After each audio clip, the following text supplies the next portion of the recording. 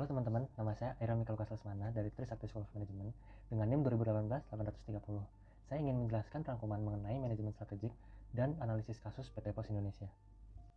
Di chapter 1 kita akan bahas mengenai basic concept of strategic management. Sebelumnya kita harus mengetahui terlebih dahulu apa itu definisi dari strategic management. Nah, strategic management atau manajemen strategik merupakan sebuah atau serangkaian keputusan yang diambil oleh perusahaan yang dapat berpengaruh besar kepada kinerja perusahaan di masa yang akan datang. Nah, manajemen strategik ini juga memiliki beberapa manfaat, diantaranya berupa agar perusahaan mengetahui dan mengerti apa yang harus dikerjakan. Lalu agar perusahaan dapat memilih strategi yang paling signifikan yang berpengaruh kepada perusahaan di masa yang akan datang. Lalu juga agar perusahaan lebih memiliki pemahaman terhadap perubahan industri yang akan terjadi.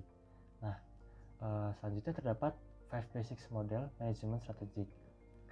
Yang pertama ada environmental scanning, yang kedua ada strategy formulation, yang ketiga ada strategy implementation, yang keempat ada evaluation and control, yang kelima ada feedback or learning process yang akan dibahas di slide selanjutnya.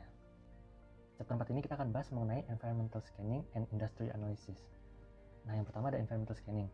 Environmental scanning sendiri merupakan tahapan mengevaluasi dan menganalisa informasi yang mempengaruhi strategi yang akan diambil atau dipilih oleh perusahaan atau organisasi. Nah, dalam environmental scanning ini terdapat 3 macam. Yang pertama ada natural or physical, lalu yang kedua ada societal, yang ketiga ada text. Nah, yang dianalisa itu hanya 2, societal dan text. Kenapa natural nggak dianalisa? Karena natural itu merupakan alam dan iklim. Nah, sedangkan societal itu pengaruh tidak langsung yang dirasakan untuk jangka menengah. Contohnya itu ada ekonomi, teknologi, hukum politik, dan sosial budaya. Lalu teks itu merupakan pengaruh langsung yang dirasakan oleh perusahaan dalam jangka pendek. Contohnya itu supplier, konsumen, asosiasi, dan pemerintah. Nah, selanjutnya ada industry analysis. Terdapat 5 macam di sini. Yang pertama ada threat of new entrants atau pendatang baru.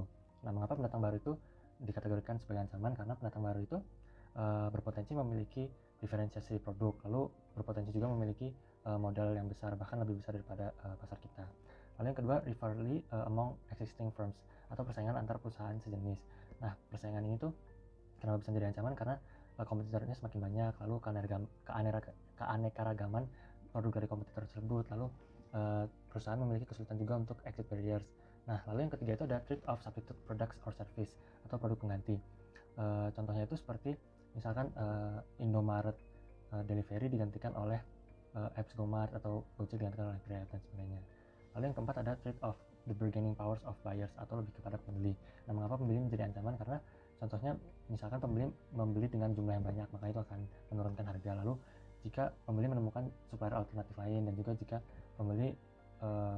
jika perusahaan itu merupakan satu-satunya atau bahkan sumber utama profit dari perusahaan, maka pembeli memiliki power bargaining. Lalu yang tahapan kelima itu ada the bargaining of power of suppliers atau dari sisi suppliernya.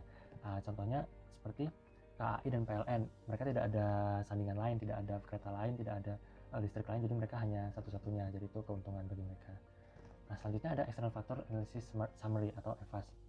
Nah, di dalam EFAS ini tuh harus terdapat 5 kolom. Yang pertama itu ada key success factors, lalu yang kedua ada bobot, lalu yang ketiga ada urutan, yang keempat ada bobot tertimbang, dan yang terakhir ada komentar. Chapter 5 kita akan bahas mengenai organizational analysis and competitive advantage. Yang pertama kita akan bahas mengenai corporate culture atau budaya organisasi. Nah, corporate culture sendiri merupakan suatu nilai atau kebiasaan yang terjadi di dalam perusahaan. Nah, dibagi menjadi 2. Yang pertama ada cultural intensity, yang merupakan tingkat penerimaan corporate culture dalam proses bisnis yang terjadi dalam perusahaan. Lalu yang kedua ada cultural integration, atau sejauh mana unit-unit di dalam perusahaan itu memiliki persepsi yang sama mengenai corporate culture yang terjadi di dalam perusahaan. Lalu yang kedua mengenai structure. Nah, structure sendiri dibagi menjadi 3. Yang pertama itu ada simple. Simple itu terdiri dari manajer dan pekerja. Lalu yang kedua itu functional, yang terdiri dari top management dan di bawahnya terdapat kelompok pekerjaan yang sama atau sejenis.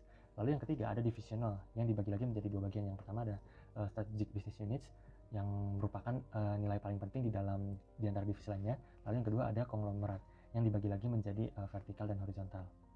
Nah, lalu ada resource. Resource sendiri dibagi menjadi 3. Yang pertama ada Free framework.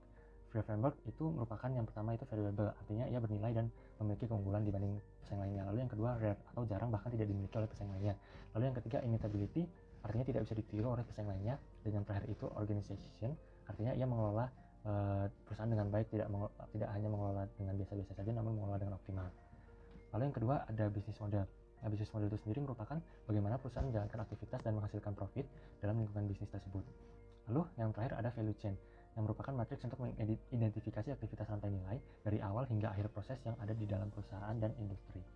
Nah, selanjutnya ada IFAS atau Internal Factor Analysis Summary, yang merupakan faktor internal dan mengelompokkannya ke dalam kekuatan maupun kelemahan untuk kemudian bisa kita ambil keputusan atau perusahaan ambil keputusan berdasarkan hasil analisa tabel tersebut. Chapter 6 kita akan bahas mengenai Strategy Formulation Business Strategy. Yang pertama ada Framework Strategy. Nah, formulasi strategi adalah kegiatan menganalisa dan merencanakan misi, tujuan, strategi, dan kebijakan perusahaan. Formulasinya adalah sebagai berikut. IFAS ditambah EFAS sama dengan SFAS. Hasil analisa SFAS sama dengan SWOT. Nah, kelebihannya itu alat analisis ini untuk mencocokkan faktor internal perusahaan dengan faktor eksternal perusahaan. Nah, di atas kita bisa melihat contoh tabel dari IFAS dan di bawah contoh tabel dari EFAS yang akan menjadi SFAS sebagai berikut. Chapter 7 membahas mengenai strategi formulation corporate strategy. Corporate strategy sendiri memiliki 3 topik utama mengenai strategi pada level corporate. Yang pertama ada directional strategy, yang lebih mengarah kepada arah dan tujuan perusahaan. Nah, di dalamnya terdapat 3 strategi lagi. Yang pertama ada growth, lalu yang kedua ada stability, dan yang ketiga ada retrenchment. Retrenchment sendiri atau penghematan dipakai ketika perusahaan sudah tidak mampu lagi bersaing dengan perusahaan lain dan dalam kinerja yang sangat buruk. Lalu yang kedua ada portfolio analysis. Yang analisis itu bertujuan untuk melihat unit bisnis atau produk mana yang dapat membawa keuntungan bagi perusahaan, karena tidak semua unit bisnis itu membawa value yang baik bagi perusahaan. Di sini terdapat 4 bagian. Yang pertama ada question mark atau tanda tanya, yang merupakan produk baru launching namun cukup sukses. Lalu yang kedua ada star atau bintang, yang merupakan pemimpin pasar. Yang ketiga ada Casco atau Salvera, yang merupakan unit yang menghasilkan produk bintang yang sudah tinggi. Lalu yang terakhir ada dog atau anjing, yang merupakan produk dengan pangsa pasar dan market growth yang rendah. Lalu yang terakhir ada parenting analysis. Nah, di parenting analysis ini tuh menjelaskan bagaimana perusahaan mengkoordinasikan sumber daya untuk meningkatkan capability. Dibagi menjadi 2 bagian, horizontal dan multi-point. Horizontal sendiri lebih membangun sinergi antar unit bisnis, sedangkan multi-point itu hasil dari horizontal strategi, namun yang bisa memperlambat hyper competitive market. Chapter 8 membahas mengenai strategy formulation, functional strategy, and strategic choice. Yang pertama, strategi fungsional. Nah, strategi fungsional itu berfungsi untuk memaksimalkan produktivitas sumber daya dan capability yang dimiliki untuk menciptakan keunggulan bersaing. Nah, terdapat 8 fungsi strategis di dalam perusahaan. Yang pertama ada marketing strategi, berhubungan dengan selling, distribution, dan pricing dari produk yang dijual oleh perusahaan tersebut. Lalu yang kedua financial strategy, berhubungan dengan strategi pembiayaan, baik jangka pendek maupun jangka panjang, lalu menyangkut utang jangka panjang, investasi jangka pendek, arus kas, dan sebagainya.